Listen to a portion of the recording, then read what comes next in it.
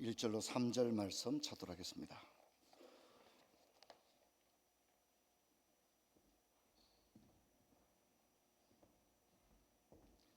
우리 한 목소리로 같이 읽도록 하겠습니다. 함께 읽겠습니다. 하나님의 뜻을 따라 그리스도 예수의 사도로 부르심을 받은 바울과 형제 소스레네는 고린도에 있는 하나님의 교회 곧 그리스도 예수 안에서 거룩하여지고 성도라 부르심을 받은 자들과 또 각처에서 우리의 주 곧 우리의 주 되신 그 이름을 부르는 모든 자들에게 하나님 우리 아버지와 주 예수 그리스도로부터 은혜와 평강 있기를 원하노라. 아멘. 우리 한번 인사하겠습니다. 반갑습니다. 잘 주무셨죠? 성도 여러분, 우리 교회가 봄 특세를 시작한 2006년 봄부터 시작된 걸로 그렇게 기록으로 나와 있습니다. 그래서 지금 이번에 1년에 2번 봄, 가을 특별 새벽 기도를 하게 되었는데 이번이 이제 39번째입니다. 39번째. 그리고 이제 우리가 내년 30주년을 맞게 되면 이제 20년 차가 20주년이 될 것입니다. 40일 새벽 기도를 하는 것은 현대인들의 라이프 스타일과는 좀 어쩌면 역행하는 그런 일이고 굳이 뭐 40일을 해야 되느냐 하는 이제 그런 문제도 있을 수 있습니다. 뭐 그렇게 따지면 기도를 꼭 새벽에 야단스럽게 교회에 와서 해야 되느냐 뭐 이런 이제 여러 가지 생각들이 있을 수 있겠지만 중요한 것은 분명히 기도 어떤 식으로든지 기도하는 것은 하나님이 기뻐하는 일인 줄로 믿습니다.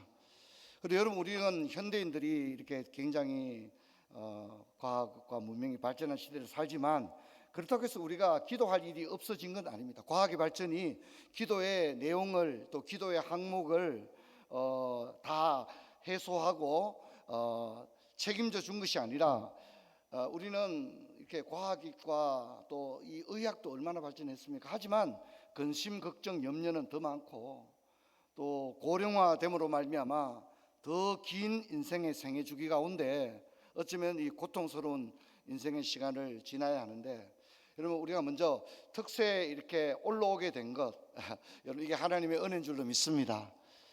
할렐루야. 은혜입니다. 건강하지 않으면 올라올 수 없습니다. 기도 뭐까지 기도하면 안 되나? 아닙니다. 기도는 기도하는 것조차도 하나님의 은혜인 줄로 믿습니다. 기도하는 것조차도 하나님의 은혜라는 사실을 잊지 마시기를 바랍니다. 고린도 전후서를 살펴볼 텐데 이제 배경에 대해서 좀 생각을 해보게 될 겁니다. 먼저 고린도 선교는 2차 전도 여행 중에 고린도 교회가 세워지게 됩니다. 그러나 편지는 3차 전도 여행 때 쓰였습니다.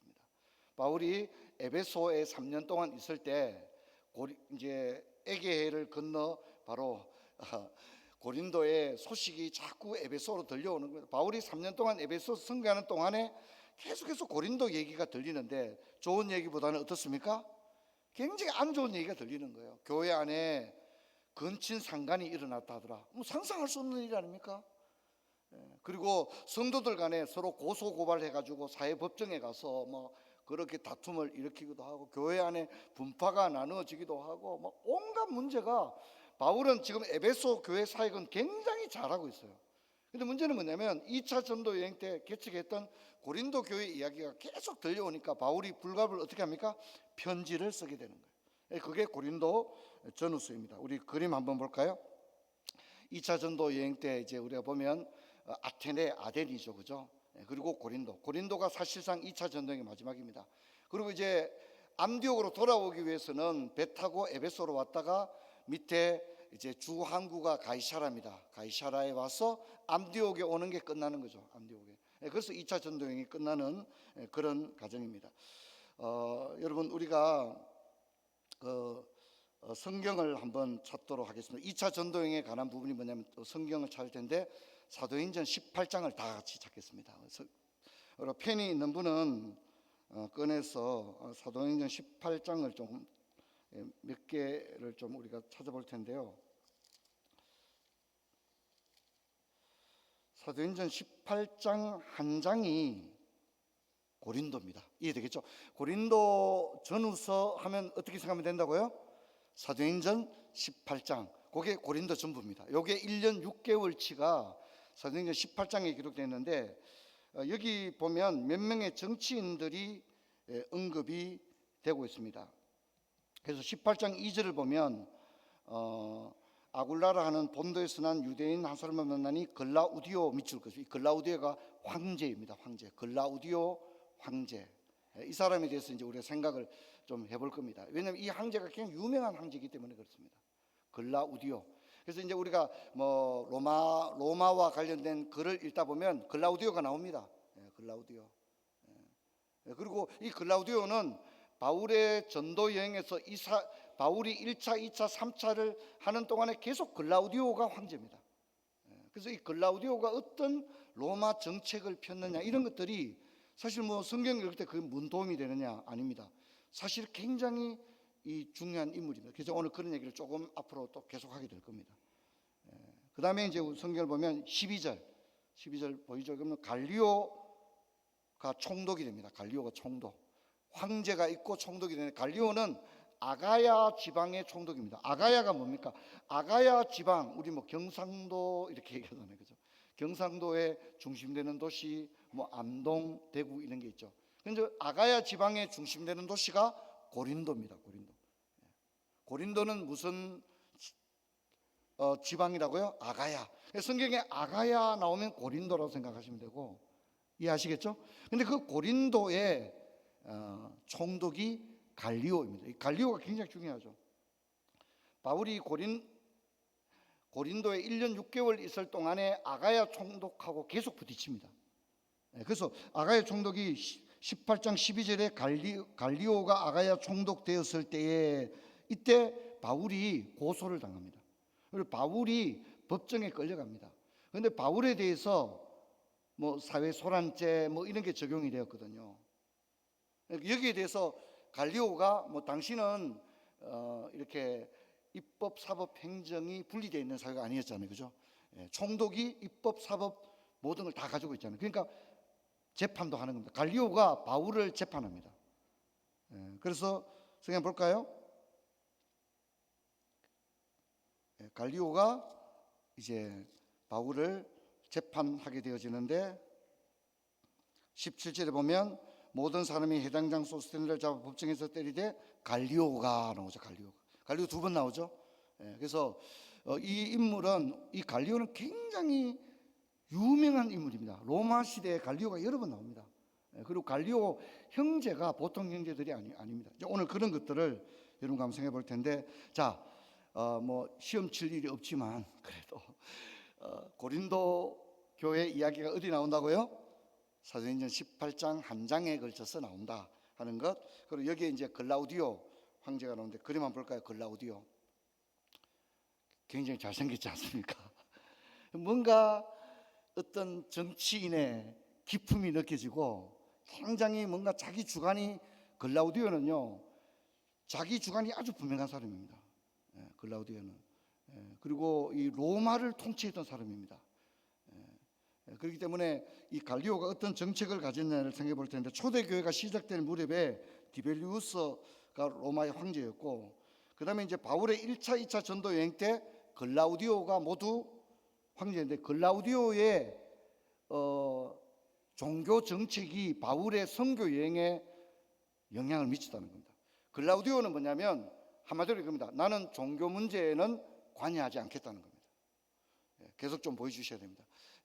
종교 문제는 관여하지 않겠다. 이 글라우디오가 그런 정책을 가진 것이, 종교 문제는 너희들이 알아서 해라. 로마 정부가 할 일이 없어서 너희 종교에 대해서, 교리에 대해서 뭐 유대교가 맞느냐, 그다음에 예수 종교가 맞느냐, 랍비의 말이 맞느냐, 12사도의 말이 맞느냐, 나는 그런 거 너희들에게 재판할 정도로 한가하지 않다. 이게 누구의 종교 정책이라고요?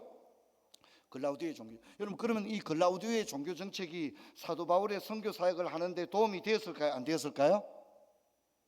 새벽에 이렇게 질문을 훅 던질 거라고 생각 못 했죠, 그죠? 도움이 굉장히 되는 거죠. 그러니까 뭡니까? 일종의 로마 정부의 종교에 관한 일정한 부분의 무관심이, 이해되겠죠? 만일 로마 정부가 교리라든가 이런 게 대해서 일일이 그 그것을 하겠다고 했을 때면 아주 심각한 전도의 어려움이 있을 겁니다. 설교했는 거 가지고 설교문 가지고 또 재판받아야 되고 이런 일이 있을 텐데 그냥 나는 이런 건 너희들 알아서 해라. 싸우든지 말든지. 이게 오히려 바울이 당시에 주류 종교로 자리 잡지 못한 기독교가 복음화되는데, 여러분 지금 우리는 1세기 2세기를 지나가고 있는 단계거든요. 아직 이때는 1세기입니다. 보통 AD 51년 중으로 보고 있거든요. 근데 아직 기독교가 1세기가 안 된 거예요. 그런데 여러분 이 AD 51년이 지나서 AD 313년 콘스탄티누스 대제가 될 때는요, 이 AD 51년도에도 좀 이따 보면 네로 황제가 나와요. 네로 황제 때는 그냥 기독교인들 다 죽는 겁니다. 예수 믿고 예배 드리다가는 바로 화형이 되고 원정경제 사자의 밥이 됩니다. 그런데 이때 AD 51년인데 AD 313년이 되면요, 기독교가 자유화가 됩니다. 마음껏 기독교를 믿는다고 잡아 죽이지 않습니다. 그리고 몇 년이 좀 지나면 어떻게 됩니까? 기독교가 로마의 국교가 되어져 버립니다. 그런데 이런 데 있어서 여러분 우리가 잘 알아야 됩니다.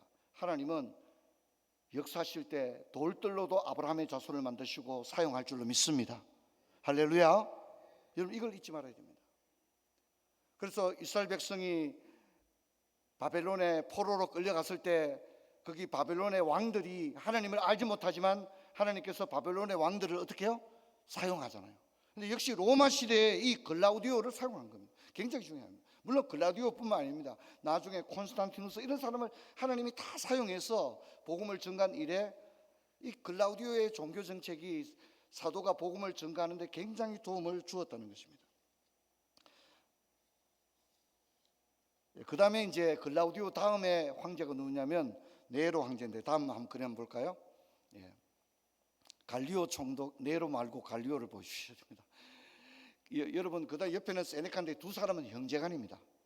두 사람은 형제. 세네카는 유명한 인물이죠. 세네카의 관농론, 그러면 마키아벨리의 군주론과 함께 세네카의 관종론은 당시에 로마 황제들의 황제 수업을 받는 교과서였습니다. 그리고 세네카는요, 네로 황제의 선생님입니다. 네로 황제가 되었는데 거대한 로마를 이끌어가기 위해서는 무식해서는 이끌어갈 수 없습니다. 그러면 군주란 모름지기 어떻게 나라를 운영해야 하느냐, 황제는 로마를 어떻게 통치할 것인가, 이걸 황제가 공부해야 되는데 그 글 공부를 누가 가르쳤다고요? 세네카가 가르칩니다. 세네카. 그런데 세네카는 이 오늘 바울을 재판했던 갈리오와 형제간입니다. 형제간입니다. 그래서 바로 이 세네카가 네로의 스승이 되고 이렇게 되어지는데, 이 세네카가 동생 갈리오에게, 세네카가 형입니다. 그 동생이 갈리오인데 이게 무슨 얘기죠? 세네카는 당 로마 시대 최고의 철학가였습니다. 그리고 정책 자문관이었습니다. 황제의 선생님이니까. 그런데 동생은 또 누굽니까? 총독입니다. 그러니까 이 두 형제는 로마의 강력한 권력을 가진 그런 사람입니다. 그러면 여러분 제가 앞에 얘기했듯이 이 갈리오 또 글라우디오의 종교 정책을 따라 바울을 재판하게 되는데, 이 갈리오는 또한 누구의 영향을 많이 받았겠습니까? 형 세네카 영향을 많이 받습니다. 그런데 재미있는 것은 세네카가 유명한 책들을 씁니다. 뭐 지금 우리나라의 이제 교보문고 검색해 보시면 이 세네카가 썼던 책들 우리말로 다 번역되어 있습니다. 그런데 이게 이제 그 중에 어떤 한 책이 있는데 뭐 관용에 관하여, 이거 세네카의 관용론 아주 유명하죠. 철학하는 사람들에게는 뭐 이 책 다 아는 책 아닙니까? 그런데 세네카가 어떤 책을 썼냐면 분노에 관하여 하는 책을 씁니다. 그러니까 황제라든가 총독이 어떤 지도자로서 분노를 어떻게 다스려야 한다, 지도자는, 여기에 대한 글을 쓰는데, 재미있는 것은 세네카가 이 책을 동생 갈리오를 위해서 썼다는 겁니다. 그리고 그 책의 서문을 보면 동생을 위하여 이 책을 썼다, 분노에 관하여 이런 걸 썼습니다. 여러분 이 사람들은 사실 우리는 사도 바울이 유명하다 이래 말하지만 로마 시대에, 동시대에 이런 사람들이 같이 바울이 사역할 때 이런 사람들이 함께 사역을 했다는 것입니다. 자, 그리고 이 세네카가 제가 아까 네로 한번 보여줄까요? 네로 황제의 선생님이었는데 이 네로 황제가 자기 선생님 세네카를 죽여버립니다. 그래서 이 네로는 주로 죽이잖아요, 그렇죠? 자기 엄마도 죽여버립니다. 자기 아들들도 죽여버립니다. 자기 와이프도 죽여버립니다. 이 네로는, 자, 그래서 이제 우리는 딜레마에 빠지게 됩니다. 이 세네카한테 공부했던 네로가 왜 이렇게 아주 말할 수 없는 박해의 아이콘이 되었느냐 하는 것들은 이제 우리가 말하기 어렵죠. 여러분 잘 아는 대로 이 네로 황제 손에 누가 죽습니까? 이 세네카만 죽은 게 아닙니다. 누가 죽죠? 사도 바울이 죽습니다. 네로의 손에 사도 바울이 죽고, 또 누가 죽죠? 유명한 사람 베드로도 이 네로에 의해서 죽게 되어집니다. 자, 여러분, 오늘 사도행전 18장 12절부터 17절에 갈리오 총독이 바울을 기소를 하는 얘기하는 그림 한번 보여줄까요? 이제 이 갈리오 총독이 바울을 법정에서 재판하는 그림이 이렇게 나와 있습니다. 예, 아마 저렇게 상상하죠. 저렇게 했다고. 자, 그다음 그림 볼까요? 예, 저는 한 번도 뭐 이렇게 소아시아 지역이라든가 뭐 이스라엘 뭐 이런데 뭐 가보지를 못해서 합니다만, 주로 이 여행을 가면 반드시 지금 이 사도행전 18장의 고린도에 가서 바울이 재판을 받았던, 갈리오에게 총독이 재판을 받았던 장소를 보게 되는데, 저게 법정이라고 합니다. 저게 이제 건물이 저렇게만 남아 있다고 합니다. 그리고 그 비문에 보면 갈리오의 이름이 비문에 기록되어 있는데, 저 여행을 가면 가이드가 저걸 한번 읽어보라고, 저기가 바로 사도행전 18장에 나오는 겁니다 라고 이야기를 한다고 합니다. 성도 말씀을 맺고자 합니다. 여러분, 우리는 고린도 전후서를 읽을 때 그냥 사랑은 언제나 오래 참고, 사랑은 언제나 온유하며, 이렇게 그냥 끝나는 것이 아니라, 바울이 고린도 사역을 감당하고 그리고 에베소에서 고린도에 편지를 보내던 이 시기는 어떻습니까? 네로 황제와 같은 강력한 박해를 받던, 글라우디오 네로로 이어지는 그런 강력한 박해를 받던 시대였다는 겁니다. 고린도 전후서가 그냥 하늘에서 떨어진 게 아닙니다. 아메리카노를 마시면서 고린도 전후서를 쓰고 그런 게 아니라, 이처럼 강력한 박해의 시대에 고린도 교회가 세워지고, 바울은 또 이 고린도 교회를 아끼는 마음으로 절절한 심정을 담은 편지를, 고린도 전후서를 보내게 되어집니다. 우리가 그냥 고린도 전후서를 그냥 1차원적인 차원에서만 읽을 것이 아니라, 이 시대가 세네카의 시대였고 네로 황제 시대에 선교하던 바울을 생각하면서 고린도 전서를 읽어간다면, 우리가 그냥 고린도 전서를 그냥 성경 그냥 쑥 읽는 게 아니라 더 좀 특별한 감정을 가지고 이 편지들을 읽어 나가게 될 줄로 믿습니다.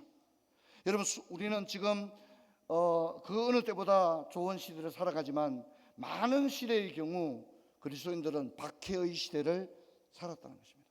여러분, 하지만 기억하셔야 합니다. 박해의 시대에도 하나님은 일하고 계신 줄로 믿습니다. 할렐루야. 입을 열어서 새벽에 크게 한번 아멘 하시기 바랍니다. 할렐루야. 하나님은 박해의 시대도 일합니다. 진짜 한치 앞을 내다볼 수 없고 너무나도 절망적인 시대 가운데도 하나님은 역사의 주관자가 되시고, 하나님은 살아계시고, 하나님은 자기 백성을 돌보시며 그 백성들의 간절한 부르짖음을 들으시는 줄로 믿습니다. 그래서 이번 40일 특세 기간에 여러분들께서 뭐 기도하는 사람들은 다 이 자리에 올라오리라 저는 생각합니다. 여러분, 우리가 이제 고린도 전후서 이제 하나하나 읽어 나가면서 이 바울 사도의 애타는 그 애끓는 심정을 우리가 다루어 나가면서, 오늘 우리와 우리 시대를 향한 하나님 아버지의 그 애타는 마음을 저와 여러분도 느끼게 되는 그런 은혜가 있기를 주의 이름으로 축원합니다. 우리 찬양